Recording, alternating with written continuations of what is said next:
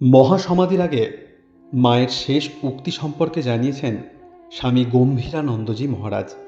তিনি বলেন, শ্রীমায়ের দেহ যাইবার মাত্র 5 দিন পূর্বে এক ভক্ত অন্নপূর্ণা মাকে দেখিতে আসিয়াছিলেন, কিন্তু ভেতরে যাইতে নিষেধ বলিয়া ঠাকুর ঘরের বাইরে দাঁড়িয়াছিলেন।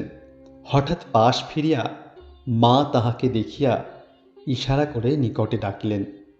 তিনি কাছে গিয়ে প্রণাম করিয়া কাঁদিতে কাঁদিতে বলেছিলেন, মা, আমাদের কি হবে?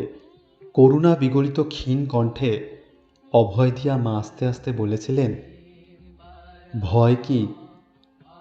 তুমি ঠাকুরকে দেখেছ, তোমার আবার ভয় কি?